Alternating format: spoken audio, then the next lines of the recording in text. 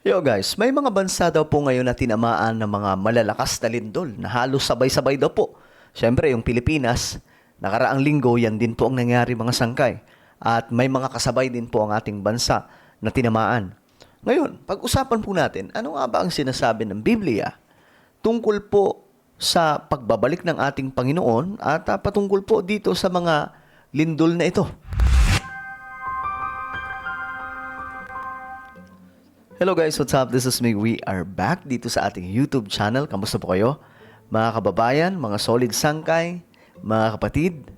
At ito pag-uusapan po natin ngayon, itong mahalagang usapin patungkol po sa mga senyales sa mga huling mga araw. I believe, mga sangkay, that we are living in the last days before the return of Jesus Christ. But this is not the end of this planet, mga sangkay. Kung iniisip ng iba na ito na po yung malapit na pong mangyari yung end of the world, medyo malayo-layo pa po yan, mga sangkay. Kasi nga po, sa Bible, mababasa po natin na magkakaroon pa po ng millennial reign si Jesus sa planet Earth. Mga sangkay, after po ng Battle of Armageddon, bababa, di ba? Si Jesus kasama po yung mga angels, kasama po yung church na naligtas sa rapture, mga sangkay. At magkakaroon po siya ng paghahari dito sa mundong ibabaw, no, sa loob ng 1,000 o 1,000 taon. So ngayon, mga sangkay, medyo mahaba-haba pa po yung panahon na yun. Bago po yung tinatawag na end of the world. Dahil bago po mangyari yung end of the world, magkakaroon pa po, mga sangkay, ng white throne judgment. No? Well, pag-usapan po natin ito kasi napapadalas ngayon yung mga disaster sa iba't ibang panig ng ating mundo. At mayroon pong very common na sign na nagaganap na mula pa noon magpahanggang ngayon, nangyayari mga sangkay. Ito po ay walang iba kundi ang mga lindol. Pag-usapan po natin ito. Anyway, bago tayo magpatuloy sa mga hindi pa po dyan nakakapag-subscribe sa ating YouTube channel, welcome po sa Sangkay Revelation, kung saan dito lamang po natin pinag-uusapan yung mga kaganapan sa ating mundo related po sa Bible prophecy. Alright? So, kung gusto mo na mga ganitong klaseng topic patungkol po sa end-time events, patungkol po sa makakapagpalakas sa ating paglilingkod o pananampalataya sa ating Panginoon, makikita nyo po yung subscribe button sa baba ng video na to. I-click nyo lamang po yung subscribe, i-click ang bell, at i-click nyo po yung all. Sa mga nanonood po sa Facebook, i-follow nyo po yung ating Facebook page.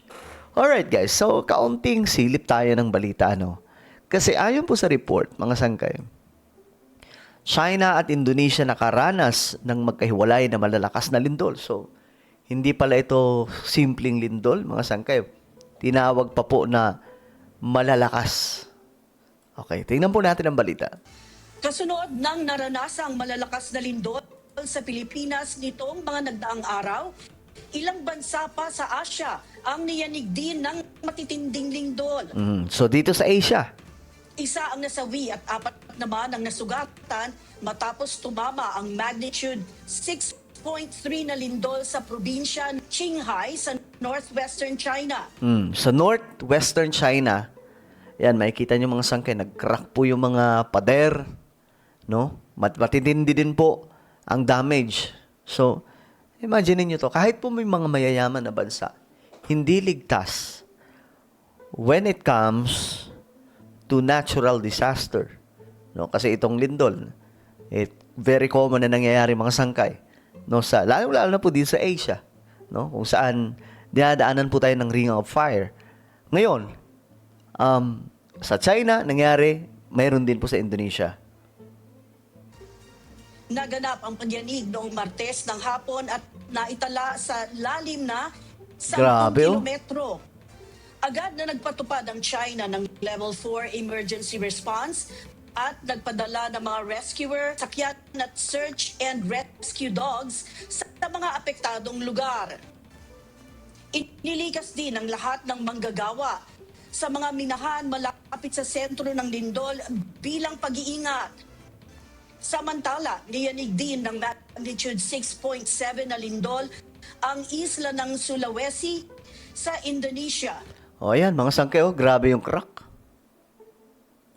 Tignan nyo mga sangkay, oh. Ganyan po ka delikado ngayon mga sangkay yung panahon, no? Unpredictable na po talaga yung mga kalamidad, yung mga disaster na nagaganap ngayon sa ating mundo, hindi na po na tulad nito, yung lindol, hindi naman po ma-detect yan kung kailan tatama. Mas okay pa nga po mga sangkay yung bagyo. Alam po natin kung kailan nabuo, saan dumadaan, kailan magla-landfall, kailan lalabas ng bansa.